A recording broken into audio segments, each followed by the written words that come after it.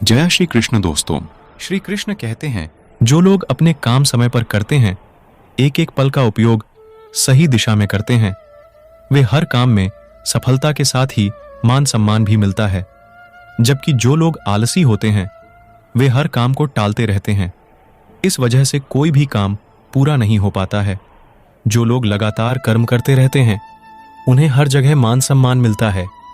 इसीलिए आलस्य से बचना चाहिए। पुराने समय में गिद्धों का एक झुंड खाने की तलाश में भटक रहा था। बहुत कोशिशों के बाद उड़ते उड़ते वह एक टापू पर पहुंच गए। वहां उन्होंने देखा कि हर तरफ खाने के लिए मेंढक, मछलियां और समुद्री जीव मौजूद थे, जिनको वो आराम से और बड़ी आसानी से खा सकते थे।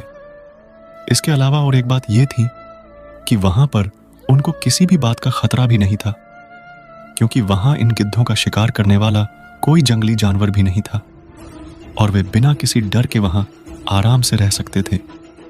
कुछ युवा गिद्ध वहां पर इस बात से कुछ ज्यादा ही उत्साहित थे। उनमें से एक बोला, अब तो मैं यहां से कहीं भी नहीं जाने वाला।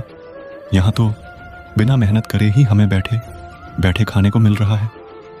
बाकी के गिद्ध भी उसकी इस बात से सहमत हो गए और खुशी से झूमने लगे। इस तरह से सबके दिन मौज मस्ती में बीतने लगे थे। उस झुंड में एक बूढ़ा गिद्ध भी था, जो कि इससे खुश नहीं था।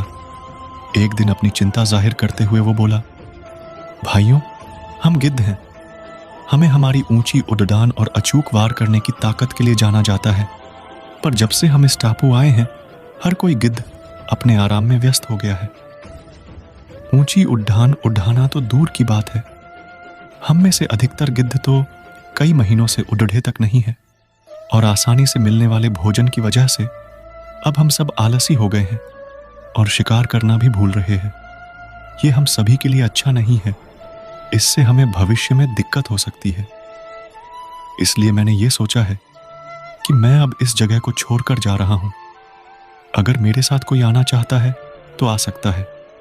लेकिन उस बूढ़े गिद्ध की बात किसी ने ज्यादा गंभीरता से नहीं ली, इसलिए वो बूढ़ा गिद्ध अकेला ही वहां से चला गया।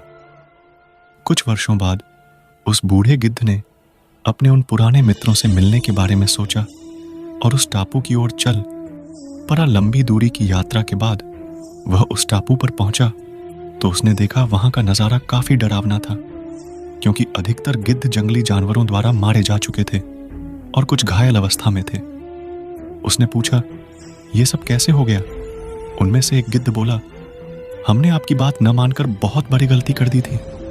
जब आप चले गए थे, उसके काफी दिनों बाद यहां पर एक बड़ी जहाज आई थी और चीतों का एक दल यहां छोड़कर चली गई। उन्होंने पहले तो हम पर हमला नहीं किया, लेकिन जब उनको इस बात का आभास हुआ कि हम न तो ज्यादा उड़ सकते हैं और न ही अपना बचाव करने के लिए अपने पंजों से हमला कर सकते हैं, तो उन्होंने हम पर हमला कर दिया और हमें खाने लग गए। धीरे धीरे वो हमको खा रहे हैं। बस हम कुछ ही गिद्ध जिंदा बचे हैं। लेकिन वो बूढ़ा गिद्ध क्या कर सकता था? बस उन्हें देखकर अफसोस कर सकता था और वापस अपने जंगलों की ओर उड़ गया। दोस्तों, इस कहानी से यह निष्कर्ष निकलता है कि अगर हम लोग हमारे अंदर की शक्ति का उपयोग नहीं करते हैं, तो धीरे धीरे हम उसे खो देते हैं। जैसे अगर हम कोई कठिन काम नहीं करेंगे तो हमारी शारीरिक क्षमता कम हो जाती है, और अगर हम हमारे दिमाग का उपयोग नहीं करेंगे तो दिमाग की जो काम करने की शार्पनेस होती है वो घट जाती है। इसी प्रकार अगर हम अपनी स्किल का उपयोग नहीं करेंगे तो हम लोग तेजी से बदलती इस दुनिया में कुछ नहीं कर सकते हैं। इसलिए हमें बदलाव के लिए हमेशा तैयार रहना चाहिए। कभी कभी क्या होता है कि हम लोग अपनी करंट जॉब में इतने कंफर्ट हो जाते हैं कि बदलाव के बारे में सोचते ही नहीं है। अपने अंदर कोई नई स्किल भी नहीं जोड़ते हैं।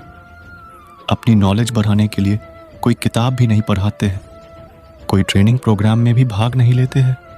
यहाँ तक कि हम लोग उन चीज़ों में भी कमज़ोर हो जाते हैं जिनकी वजह से हमें कभी जाना जाता था।